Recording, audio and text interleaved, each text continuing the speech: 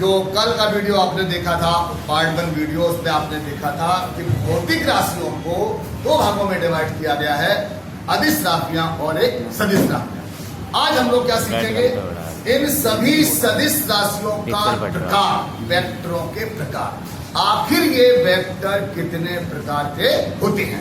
ठीक है, तो वेक्टरों के प्रकार। नंबर 1, समान वेक्टर। तो हम सारे वेक्टरों के बारे में चर्चा करने जा रहे हैं। समान वेक्टर क्या होते हैं?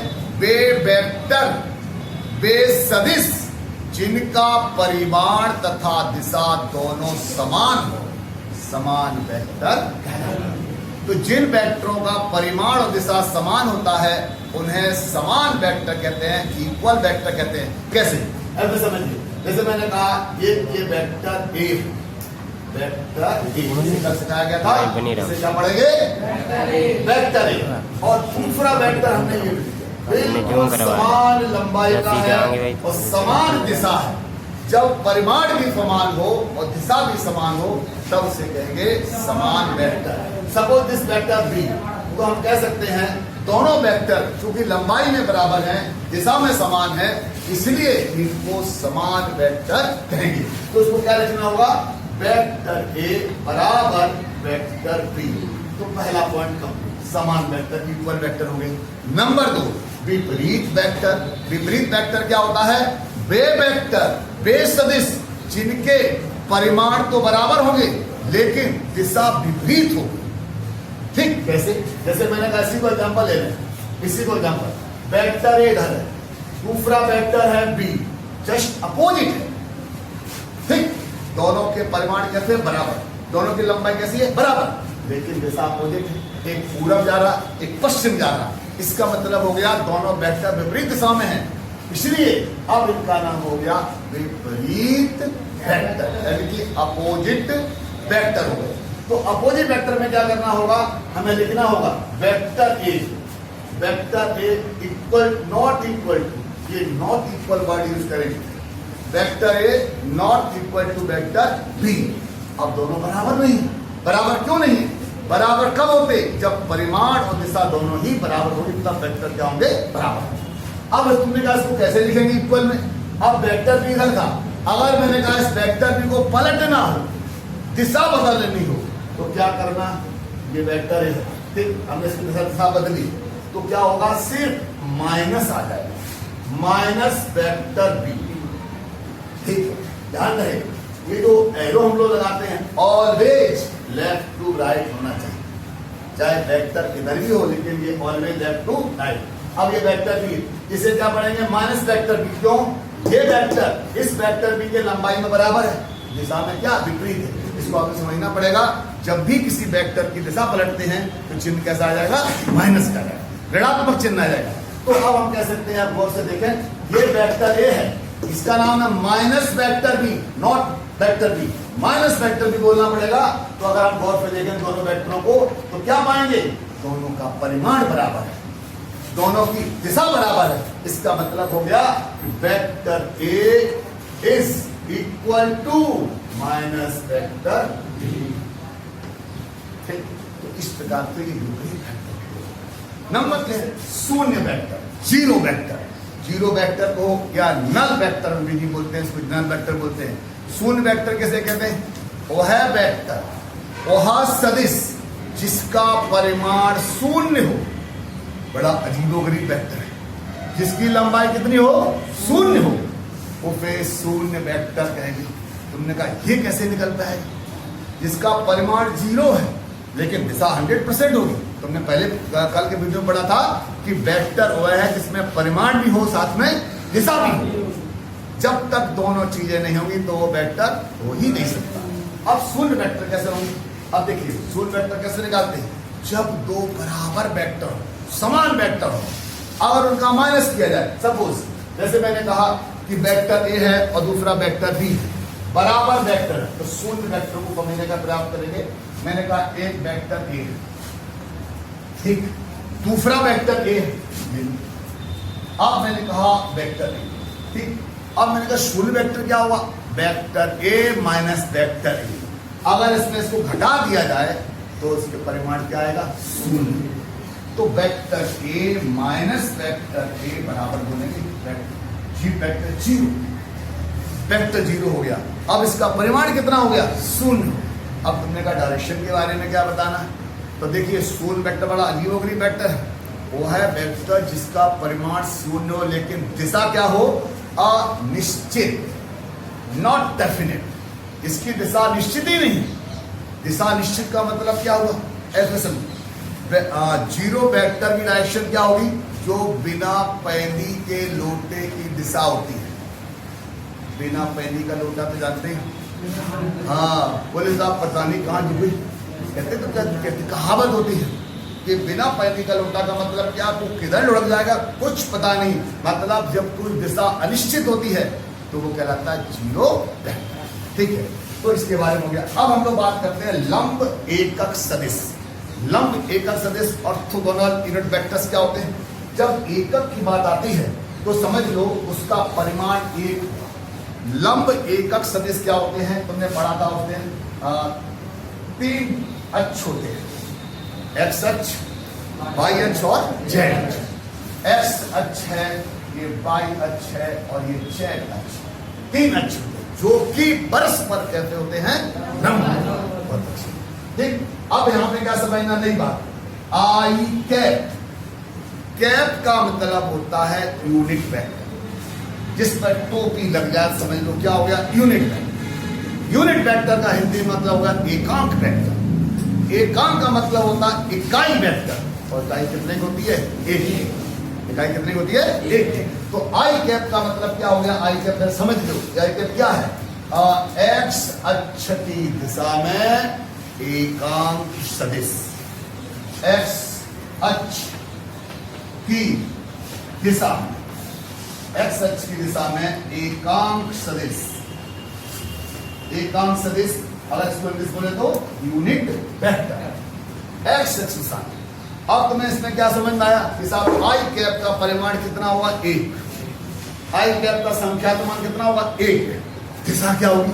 एक्स अक्ष की दिशा। क्लियर? इसी प्रकार जे कैप, इसे क्या ऐसे पढ़ना है? जे कैप। यहाँ वेक्टर जे लगाएंगे, ये जे कैप पढ़ना है। जे कैप क्या है? वाई अक्ष की दिशा में एकांक सदिश। के कैप, के कैप, के कैप का मतलब है जेड अक्ष की दिशा में एकांक सदिश। ये जेड दिशा हो गया। तो देखो इस दिशा में क्या हो गया? आई कैप। वाई दिशा में क्या हो गया? जे कैप। और जेड दिशा की हो गया के कैप। तो आई कैप, जे कैप और के कैप, इन सब का नॉलेज हो गया। ठीक है, अब हम लोग आगे बढ़ते हैं। अगला टॉपिक होगा एकांक सदिश, यूनिट वेक्टर। यूनिट वेक्टर की परिभाषा क्या बताएंगे? वह वेक्टर जिसका परिमाण एक हो, यानी जिसका संख्यात्मक मान कितना हो? एक हो, उसे हम यूनिट वेक्टर कहेंगे। जैसे कि मतलब क्या हुआ? जिसका संख्यात्मक मान एक होता है उसे क्या बोलेंगे? यूनिट वेक्टर कहेंगे। और यूनिट वेक्टर को सदैव कैप लगाकर प्रदर्शित करते हैं। जैसे कि समझिए, अब मैंने कहा ए और कैप लगा दिया। अब इसे क्या पढ़ेंगे? A cap. और वास्तव में क्या है?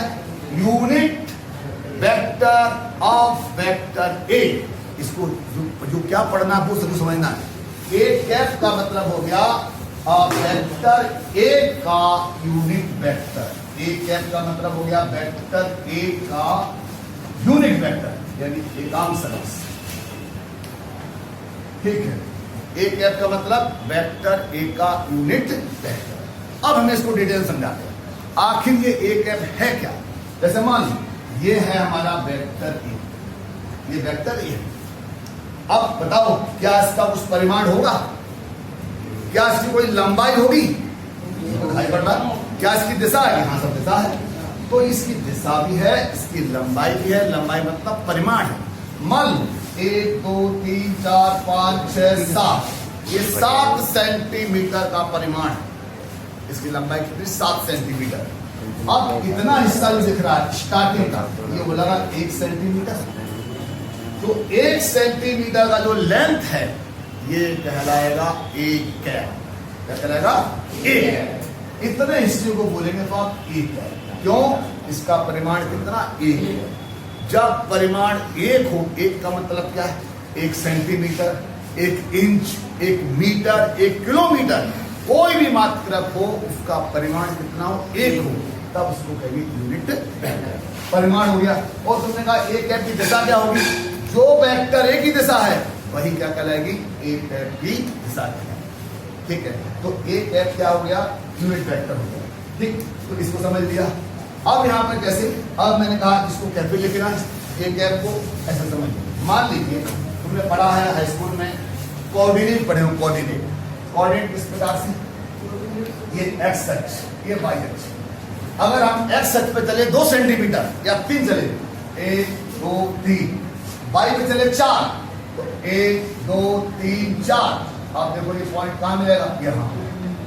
इस पॉइंट का इसे बोलते हैं पोजीशन वेक्टर। तो अब ये बिंदु मान लो ए है, इसकी पोजीशन क्या है कि एक्स अक्ष पे चले हैं 3, वाई चले कितना? 4। तो ये कोऑर्डिनेट कहलाते हैं 3,4। इसका मतलब क्या होता है कि यहाँ पहुंचने के लिए हमको एक्स अक्ष पे चला 3 सेंटीमीटर और वाई चलना पड़ा 4 सेंटीमीटर, तब हम कहाँ पहुंचे? ए पर। अब इस ए का पोजीशन वेक्टर क्या होगा? देखिए, वेक्टर ए बराबर, अगर हम इतना चलते तो आई कैप, इतना चले हैं 2 आई कैप, इतना चले हैं 3 आई कैप। ठीक, अब इधर देखो, इतना होता है इतना यहाँ पर जे कैप, यहाँ पर 2 जे कैप, यहाँ पर 3 जे कैप और यहाँ पर 4 जे। तो इसका मतलब हो गया वेक्टर ए का पोजीशन वेक्टर हो गया, इससे हो गया 3 आई कैप प्लस 4 जे। ठीक, ये वेक्टर ए निकलता है। क्लियर यहाँ तक? तो अब वेक्टर समझ में आ गया। हमें इसका क्या निकालना है? यूनिट वेक्टर निकालना है। तो फॉर्मूला है ए कैप बराबर वेक्टर ए बटी, इस चीज को समझना, ये क्या है? वेक्टर ए, और यहाँ लगा दिया मॉडुलस। इसे पढ़ेंगे modulus of vector A. Hindi में वेक्टर ए का परिमाण, वेक्टर ए का परिमाण, इसे करेंगे मॉडुलस ऑफ वेक्टर ए। अब एक कैप अगर हमें निकालना हो तो इस तरीके से निकालेंगे, वेक्टर ए परिमाण। अब सवाल उठता है, वेक्टर जो रहा परिमाण कैसे निकालेंगे? परिमाण का सूत्र समझिए। किसी भी वेक्टर का हमें परिमाण ज्ञात करना हो तो उसका बहुत आसान तरीका है परिमाण ज्ञात करना। वेक्टर ए परिमाण, इसको ऐसे लिखो या ओनली ए छोड़ दो, ओनली ए छोड़िए। इसका मतलब क्या है? ये भी क्या है? वेक्टर ए का क्या परिमाण है?